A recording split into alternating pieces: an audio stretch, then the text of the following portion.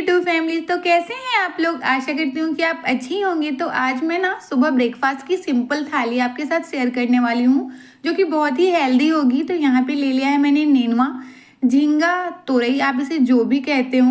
तो ये लिया है मैंने लाइनिंग वाली। ये दो तरह की आती है, एक प्लेन आती है और एक लाइनिंग वाली आती है। तो ये लाइनिंग वाली ही मेरे हस्बैंड लेके आए थे कल शाम को, और मैं इसे सुबह सुबह बना रही हूँ। और मैंने इसे फ्रिज में नहीं रखा था, तो ये थोड़ा सा सॉफ्ट हो गया है। तो इसे लेके आ जाएंगे कट करने के लिए, जहाँ मैं बैठ के सारी चीज़ें कट करती हूँ। तो यहाँ पे पहले तो छील लेंगे इसे बिल्कुल अच्छे तरीके से। आप इसे छीलना से, चाकू से या हसुआ से, किसी भी चीज़ से छील सकते हैं, लेकिन बिल्कुल अच्छे से छीलना है। इसके जो ऊपर वाले हार्ड पार्ट्स हैं ना, छिलके हैं ना, वो बिल्कुल अच्छे से हट जाने चाहिए। तो आप ये देख रहे होंगे, बिल्कुल इस तरह से इसे छीलना है। तो मैंने पहले वाले को छील लिया, और अब इसी तरह से ना हम सारे झींगा को छील लेंगे, यानी कि नेनुआ को। तो यहाँ पे मैंने सबको छील लिया है, और बिल्कुल अच्छे से छीलना है इसे। और इसके बाद इसे कट करके आप चाहे ना तो पूरा पूरा भी अच्छे से इसे धुल सकते हैं, लेकिन ऐसे धुलने में थोड़ा सा प्रॉब्लम होता है, यानी टाइम लगता है, फिर पूरे को अच्छे से पकड़ के धुलो। तो इसीलिए ना मैंने इसे थोड़े छोटे पीसेस में कट कर लिया है, और उसको पानी में डाल दिया है धुलने के लिए। और ना सारे में से थोड़ा थोड़ा लेके चख लिया था कि कहीं कोई जो झींगा या नेनुआ जो भी कहते हो, ये कड़वा तो नहीं। अगर एक भी कड़वा होगा ना, तो आपकी पूरी सब्जी को कड़वा कर देगा। तो यहाँ पे ना मैंने ले लिया है एक पीस, और इस तरह से निकाल के ना हम इसे लंबे स्लाइसेस में, मैं इसे लंबे स्लाइसेस में कट करूँगी। आप अपने मनपसंद जो भी शेप में आप कट करते हो ना, आप वैसे कट कर सकते हैं। मुझे इस तरह से काटना आसान भी लगता है, और मुझे दिखने में भी ना ज़्यादा अच्छा लगता है, इसलिए मैं इस तरह से काट रही हूँ। आप चाहे तो जैसे काटना चाहे, यानी कि आप वैसे काट सकते हैं। बस ये ध्यान रखें कि आप ना चख जरूर ले, वरना कोई भी एक अगर कड़वा होगा ना, तो आपकी पूरी सब्जी कड़वी हो जाएगी। तो यहाँ पे आप देखिए, इस तरह से भी आप कट कर सकते हैं। इस तरह से भी काटना बहुत आसान होता है, लेकिन मुझे इस तरह से उतना सुंदर नहीं लगता दिखने में जितना वो लगता है, इसलिए मैं उसी तरह से कट करती हूँ। मुझे आदत है उसी तरह से कट करने की। तो यहाँ पे ना सारे झींगा को इसी तरह से कट कर लेंगे, यानी कि सारे नेनुआ को इस तरह से कट कर लेंगे। और कट हो गया है, तो चलिए लेके चलते हैं अब हम इसे किचन में। और किचन में आने के बाद मैंने आज आपको ये तो बोला ही नहीं, सबसे पहले बड़ों को प्रणाम और छोटों को हाय। तो यहाँ पे झींगा को रख लिया है मैंने किचन में, और स्टार्ट कर लिया है गैस को, यानी कि जला लिया है। और वहीं पे रखा है कढ़ाई उसके ऊपर गर्म होने के लिए। और गर्म होते ही डाला उसमें सरसों का तेल। सरसों के तेल को गर्म होते ही डालेंगे उसमें पंचफोरन। आपको पता होगा पंचफोरन में अजवाइन, कलौंजी, जीरा, मेथी, सौंफ, पांचों होते हैं।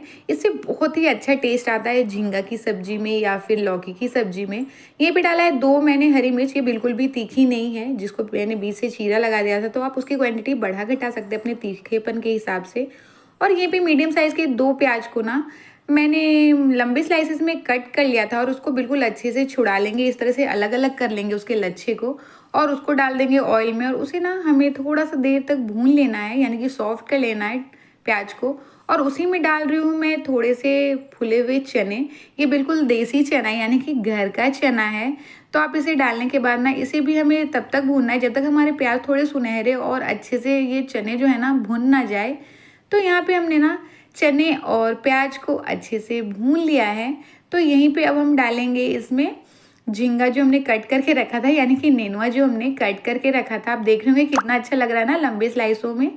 तो इसके बाद हम ना इसे अच्छे से मिक्स कर लेंगे प्याज और चने में बिल्कुल अच्छे से, ताकि जितने थोड़े भी ऑयल हो ना, जितने भी, वो अच्छे से हमारे झींगे में ना यानी कि नेनुआ में ना अच्छे से लग जाए, मिक्स हो जाए। और इसी के साथ ना यहाँ पे हम डालेंगे थोड़े से सूखे मसाले। यहाँ पे डाल रही हूँ मैं 1/4 चम्मच हल्दी पाउडर, 1/4 चम्मच लाल मिर्च पाउडर, क्योंकि मेरी जो मिर्च थी ना वो तीखी नहीं थी।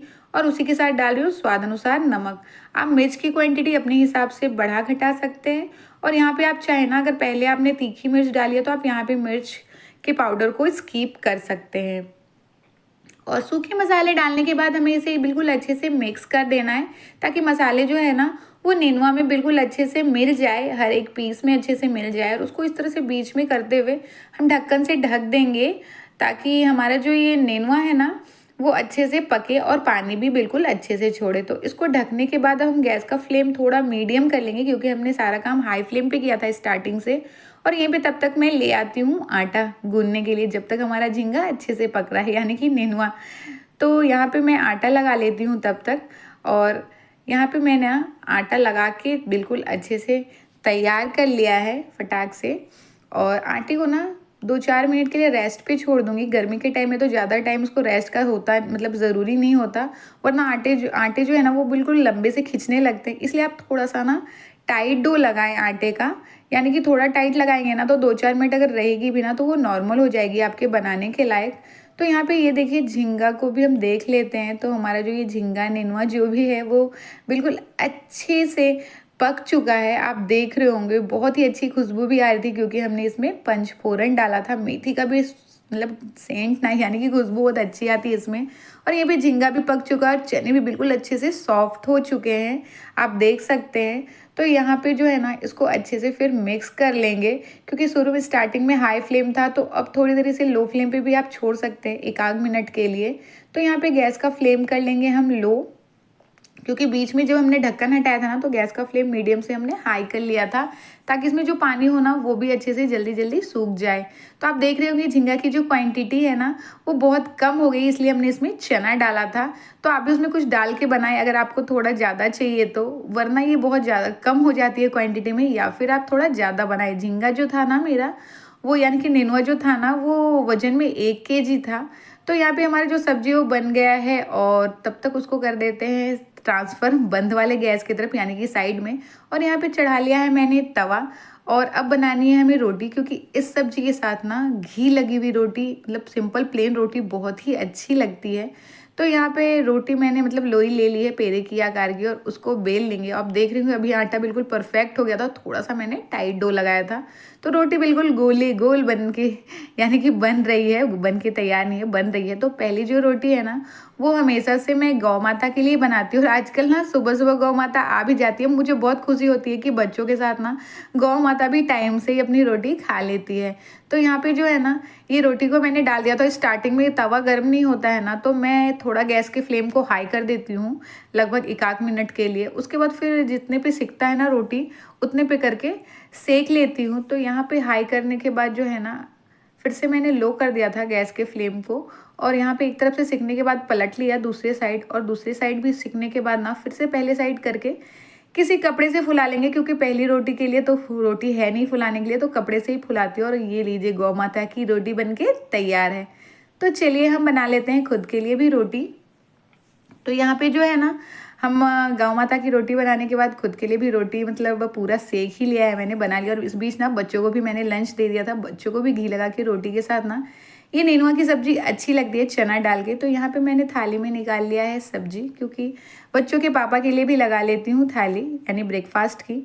और यहीं पे निकाल लिया है मैंने रोटी भी, और घी लगा के आप इस रोटी के साथ मतलब घी लगा के इस सब्जी के साथ खाएंगे ना बहुत ही स्वादिष्ट लगती है। अगर आपने खाया होगा तो आपको पता होगा, और नहीं खाया होगा ना तो एक बार ज़रूर ट्राई करें।